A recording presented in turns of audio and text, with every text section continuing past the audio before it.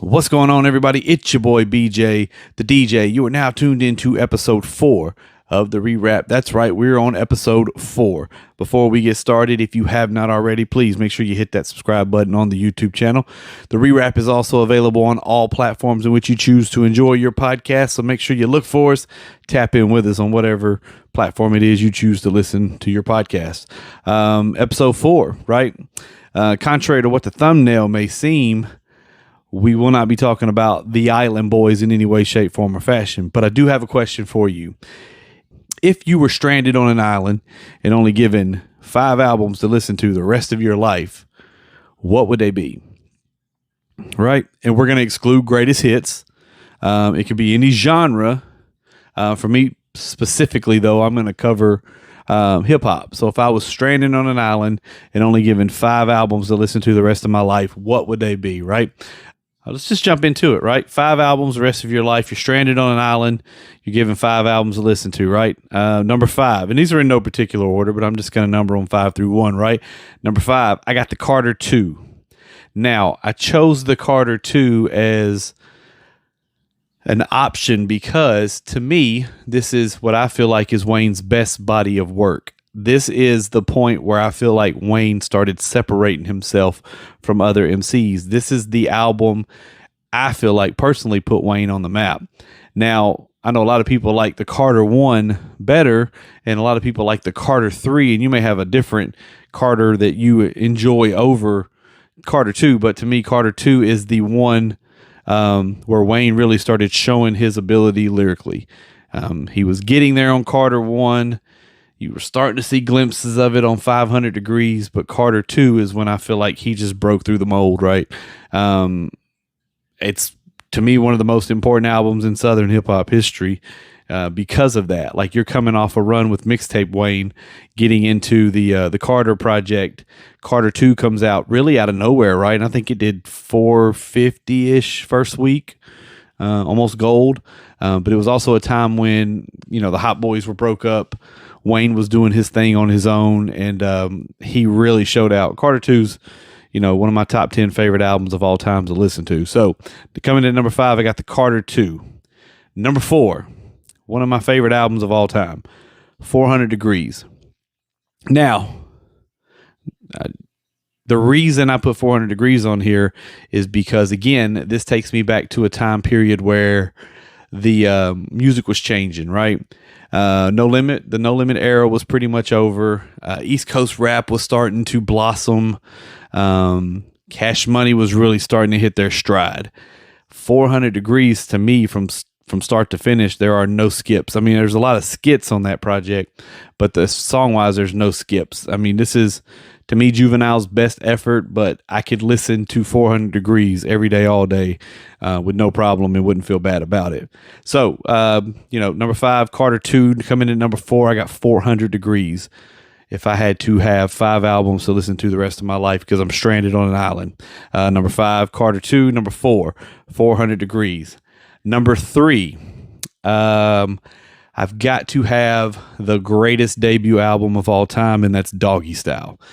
Now, this is, again, to me, Snoop's best body of work. Doggy Style, to me, like I said, was the greatest debut album of all time. So I've got to have it on the list, right? And also, it's got some of Dr. Dre's best production. The collaborative efforts on Doggy Style were second to none. You get a whole plethora of what Death Row Records was about during that time period. I don't think it's one of those albums you could ever ignore. It should be in everyone's top 10, in my opinion, not just for if you're a Snoop Dogg fan or not. Like I said, Doggy Style is the greatest debut album of all time, so I've got to have it in my top 5. Where are we at? Number 2. Number 2, I've got Eminem's debut album, the Slim Shady LP, because to me that's my favorite body of work from Eminem. And again, it goes back to the Dr. Dre reference. You get a glimpse of what Dr. Dre is capable of doing in a different element. 2 different rappers. You got Snoop with Doggy Style, you got M with the Slim Shady LP, and you get 2 different elements of Dr. Dre. That to me was when Eminem was at his hungriest. That to me is when Eminem was at his most lyrical, where he was trying to get you with the shock and awe factor. So if I'm stranded on an island and only given 5 albums, I've got to have some Eminem in there, and the Slim Shady LP is what I've chosen as my option. So we've got number 5, Carter 2. We've got number 4, 400 Degrees. Number 3 comes in at Doggy Style. Number 2, the Slim Shady LP. What could I possibly have at number 1? Before I get to my number 1, I will tell you that there were 2 albums that were honorable mentions, and one was The Chronic. Now, the reason The Chronic is an honorable mention is because what I've chosen for number 1 to me is the greatest body of work in all of hip hop. So I feel like I couldn't exclude this one and put The Chronic on there. Plus, I feel like I've got enough production from Dr. Dre to kind of keep me happy the rest of my life, right? With the two of the greatest debut albums of all time, Slim Shady LP and Doggy Style. The second honorable mention project was Kanye West, College Dropout. The College Dropout, again, it goes back to debut albums. This was one of the most highly anticipated projects for me growing up. I could not wait for the College Dropout to come out, because there was so much stuff out there with Kanye West and Through the Wire and the Slow Jam song. Like, that album was so highly anticipated. And I'll be honest with you, though, that I love that version of Kanye. And I'm not saying that there's multiple versions or he's changed. I'm not saying anything negative about Kanye, but production wise, rap wise, like, he was trying different things. He wasn't afraid to fail on that project. So, if I had to knock something off to put something on, College Dropout would have to be my choice. Again, I'm not the biggest Kanye West fan anymore. I don't feel like his music is as good as what people put it off to be, but early Kanye West I was a huge fan of. First 3 or 4 projects. College Dropout's my favorite Kanye West album, so if I got to take one of those other albums off and put one on, it would be College Dropout. So again, number 5, Carter 2. Number 4, 400 Degrees. Number 3, we got Doggy Style. Number 2, Slim Shady LP. Honorable mention so far, we got College Dropout and The Chronic. So number 1, again,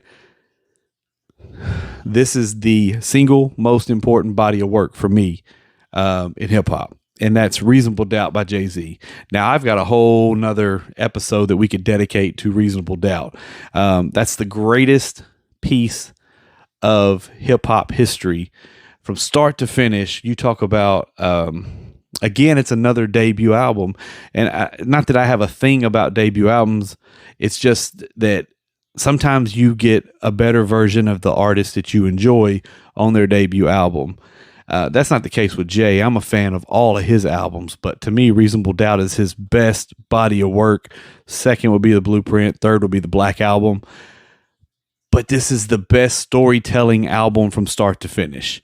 And if you're a fan of hip hop music, you're a fan of storytelling. So from start to finish, he paints this picture. It's got a theme. It's got a vibe throughout it. Of course, it's got my favorite song of all time, Dead Presidents, on it. I could not go the rest of my life without listening to Reasonable Doubt. And I can listen to songs off Reasonable Doubt every day. I didn't appreciate Reasonable Doubt until later on. Actually, a friend of mine put me on to Jay-Z around the time that The Blueprint came out. And at that time, I thought, man, this is a really dope album. Blueprint's one of my top 10 albums of all time. Also, that's a pod coming up. That's a pod coming up for a later date. But like I said, Reasonable Doubt be number 1, Blueprint be number 2, Black Album be number 3. But if I was given 5 albums to listen to the rest of my life because I'm stranded on an island and can't get off, it would be number 5, Carter 2, number 4, 400 Degrees. Number 3, Doggy Style. Number 2, the Slim Shady LP. Honorable mentions, The Chronic and College Dropout. Number 1, Reasonable Doubt. I think that's a pretty good list. If you've got to categorize or you got to sum up your taste in music with 5 albums, I kind of feel like, and I'm looking at the list right here in front of me. Excuse me. I kind of feel like that's a pretty eclectic list. Like, I've got what many believe to be the GOAT. I've got what many believe to be the GOAT, and I got what many believe to be the GOAT. So of those 5 albums, 3 of them are done by people that many believe to be the GOAT. And again, of course, Snoop, the most recognizable rapper in history, and Juvenile's 400 Degrees was a huge, huge album, especially for me. Like, if that album came out, I think I was in high school, and the first single we got off that was "Huh." But even to this day, like, "Back That Ass Up" is a song that is played at every single event that I do. So I feel like those 5 albums have not only withstood the test of time, but if I'm only given 5 to listen to, I think that's a pretty decent list of 5. So there you have it. That's my list. 5 albums. If I'm stranded on an island the rest of my life and can't listen to anything else, that's my 5.